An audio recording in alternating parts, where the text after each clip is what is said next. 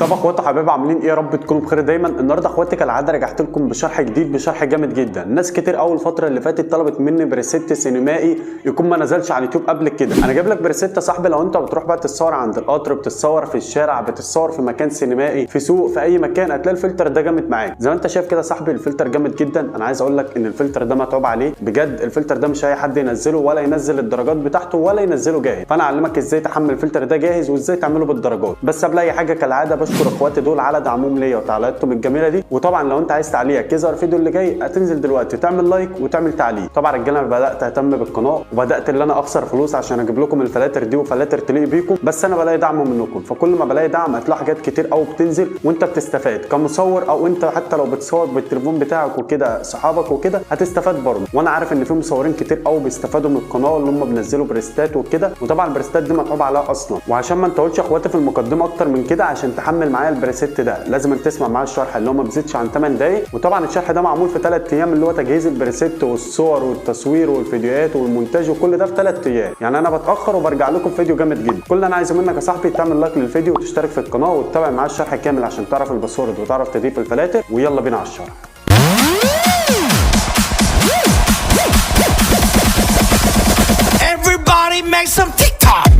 في بدايه الفيديو كده يا صاحبي انا عايزك تصلي على النبي صلى الله عليه وسلم.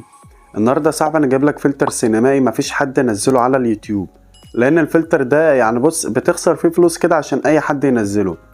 فانا يا جدعان عايزكم تقدروا تعبي وتقدروا ان اصلا ان النور بيبقى قاطع وبصور وبنزل لك داتا وبخسر ده كله، يعني مش خساره فيكم. بس كل اللي انا عايزه منك يا صاحبي الفيديو بيجيب مشاهدات كتير ومحدش بيعمل لايك. انت لو عملت لايك مش هتخسر اي حاجه، ولو سمحت معايا الفيديو ال8 دقايق عشان تعرف الباسورد مش هتخسر اي حاجه. الفيديو ال8 دقايق اللي معمول قدامك دوت معمول في 3 ايام، على ما جبت لك الفلتر وعلى ما جبت الصور اللي انا بعمل على الفلتر والتصوير والمونتاج وتنزيل على اليوتيوب واختيار العنوان وحاجات كتير قوي يا جدعان مش لازم اقول عليها. فانتوا 8 دقايق مش كتير. الناس اللي بتقول في التعليقات 8 دقايق كتير، مش هقول لك غير حط نفسك مكان الشخص اللي انت بتقول عليه كتير ومش كتير. قدروا يا جدعان بالله عليكم، عشان انا الفتره اللي جايه مجهز لكم حاجات. يعني في ناس بتدي عليها كورسات انا بنزلها لكم فري على القناه، يعني عادي جدا. انتوا زي اخواتي مش اكتر. فكل اللي انا طالبه منك يا صاحبي هتعمل لايك للفيديو، ولو انت جديد هتشترك في القناه، وعايزك تكمل معايا الشرح كامل عشان تعرف الباسورد او تعمل الفلتر معاه بالدرجات. زي ما انت شايف كده انا عندي فلاتر لايت روم كتير جدا لسه ما نزلتش، ومنهم الفلاتر الجامده اللي نزلت على القناه. من ضمنهم اخر مره منزل لك 50 فلتر، الحمد لله جابوا فيو كويس خالص وعجبوا الناس كتير، وناس كتير قوي شكرتنا على الانستجرام على الفلاتر دي، بجد انا بشكركم. طيب يا صاحبي على شرحنا النهارده هيكون عن اقوى فلتر سينمائي لاول مره ينزل على اليوتيوب، والاول مره درجاته تنزل على اليوتيوب. انت شوف الصوره قبل وبعد واحكم. لو الفلتر مش عاجبك انت ممكن ما تكملش الفيديو، بس انا واثق ان الفلتر ده يمشي عندك على صور كتير قوي. كل اللي انا عايزه منك يا صاحبي هتفتح معايا دلوقتي برنامج اللايت روم وتعمل معايا الدرجات اللي انا عاملها، وبعد ما تعمل الدرجات هتلاقي الفلتر ده اتعمل معاك. طيب انا عايز احمل الفلتر ده جاهز، مش عايز اعمل بالدرجات، اعمل ايه؟ هتكمل معايا الشرح دي بكوبايه القهوه بتاعتك او كوبايه الشاي، وتسمع معايا الشرح اللي مش هيعدي ال8 دقايق دول. كالعاده رجاله بتفتح الصوره بتاعتك، واول حاجه بندخل عليها الاضاءه، بنظبط الاضاءه بتاعت الصوره بتاعتنا. طبعا انت المفروض تظبط الاضاءه دي على حسب الصوره بتاعتك، بس انا اقول لكم على الاضاءه بتاعت الفلتر برضو. الاكسبوجر يا صاحبي انا عاملها -1.40، الكونتراست عملتها لك -60، الهايلايت يا صاحبي عملتها لك 0، الشادو عملها لك 100، الويتس عملها لك 29، البلاكس اللي هي اخر واحده عملها لك 70.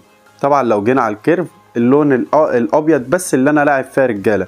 زي ما انت شايف كده ال4 نقط دول انت هتعملهم بالشكل ده كده، ممكن تاخدهم سكرين شوت وتعملهم براحتك. طيب كل اللي عليك بقى تضغط على كلمه دون اللي هي تم، وبعدين هنيجي على درجه الحراره اللي هي الالوان بتاعه الصوره.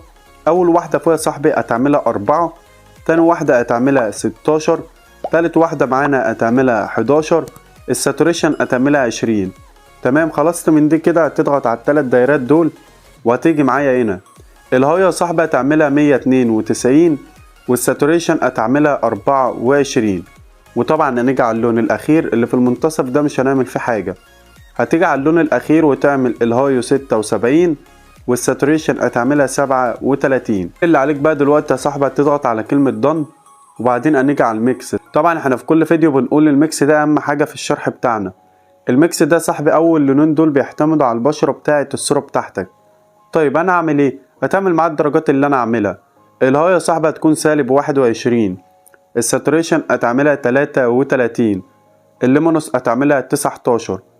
اللون اللي بعده الهاي هتعملها -37، الساتوريشن هتعملها 33، الليمونوس هتعملها 72. وطبعا يا صاحبي اول باسورد من الفلتر هيكون 85. كمل معايا الشرح عشان تعرف تاني باسورد. كل اللي عليك دلوقتي يا صاحبي تيجي على اللون الاصفر مع بعض. الهاي هتعملها -28، الساتوريشن هتعملها -26، الليمونوس هتعملها 16. اللون الاخضر مع بعض يا صاحبي مش هتعمل فيه اي حاجة لان الفلتر بتاعنا مش محتاجه. هنيجي على اللون الازرق، طبعا ده لون مهم جدا معانا، بيختلف جدا في الصور بتاعتك. الهاي يا صاحبي هتعملها 29، الساتوريشن هتعملها -25، الليمونوس هتعملها 0. اللون اللي قبل الاخير الهاي 0، الساتوريشن -33، الليمونوس 0. اخر لون معانا هتعمل الساتوريشن -23 والهايو والليمونوس هتكون 0.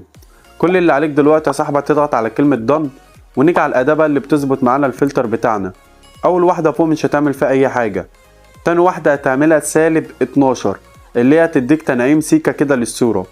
تالت واحدة معانا هتعملها 40. طبعا احنا عارفين ان رابع واحدة بتعمل لك حواف سودا للصورة بتاعتك، بس طبعا ده فلتر سينمائي فمش هنحتاجها اصلا. كل اللي عليك دلوقتي هنيجي على المثلث دوت، وطبعا الشرب احنا لازم نعملها لحد مثلا 15 او 21 هتكون تمام معاك. دي بتعللك الجودة بتاعت الصورة بتاعتك. طبعا تاني واحدة هتلاقيها اتعملت لوحدها. بعد كده الكولر نويز ده صاحبي انت ممكن تزودها، دي بتعمل لك تنعيم للصورة. طبعا دي بتبقى انت وشوقك، لو الصورة بتاعتك حاسس ان مبكسلة او فيها خشونة ممكن تزود دي شوية. طيب بعد ما تخلصها يا صاحبي كده المفروض تشوف الفلتر بتاعك قبل وبعد. بعد ما تخلصها يا صاحبي هتيجي معايا هنا على العلامة دي كده وتعملها كولر. بكده يا صاحبي انت لو عملت معايا الفلتر هتكون الصورة بتاعتك قبل بالشكل ده كده وبعد الفلتر بالشكل الجمدان. طيب انا معرفتش اعمله بالدرجات او عملته بالدرجات واتلخبطت مش طالع زي ده بالظبط، اعمل ايه؟ يبقى انت الحل اللي انت تحمله جاهز. طيب انا احمله جاهز ازاي؟ قلت لك بتسمع معايا الفيديو اللي هو 8 دقايق عشان تعرف الباسورد. طب انا عرفت الباسورد اللي هو مكون من 4 ارقام والدنيا تمام، اعمل ايه بعد كده؟ كل اللي عليك يا صاحبي بيكون في لينك في الوصف بتدخل عليه. اول ما بتدخل على اللينك ده بيقول لك اكتب الباسورد، بتكتب له الباسورد اللي هو مكون من 4 ارقام بالانجليزي، وبعد ما بتكتبه بينزل معاك مثلا كده صورة زي دي، وليكن صورة زي دي كده على التليفون.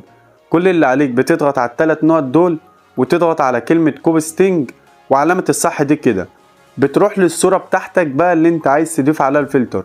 كل اللي عليك بقى بتضغط على ال3 نقط دول وتضغط على كلمة باست ستينج، هتلاقي الفلتر اتضاف معاك بنفس الدرجات وبضغطة واحدة. اظن مفيش احسن من كده. وطبعا يا اخواتي تاني باسورد معانا هيكون 95. وبكده انا قلت لك اول باسورد وتاني باسورد، فانت لو ما سمحتش اول باسورد ارجع للشرح تاني هتلاقيني قلته. طيب بكده يا صاحبي علمتك ازاي تعمل فلتر سينمائي جامد جدا، وكالعاده الباسورد قلته بصوتي. اي حد يقول الباسورد في التعليقات انا هعمل له بلوك من القناه، مش هخليه يحمل اي فلاتر تانية. واي حد في التعليقات يقول لي انت قلت باسورد واحد او باسورد غلط، بص يا صاحبي الناس اللي حملت الفلاتر دي مش احسن منك، فانت اسمع الفيديو هتعرف الباسورد كويس. ويا رب يا اخواتي ما اكونش طولت عليكم في الشرح وكده وتكونوا استفدتوا معايا. وسلام يا اخواتي، اشوفكم في شرح جديد.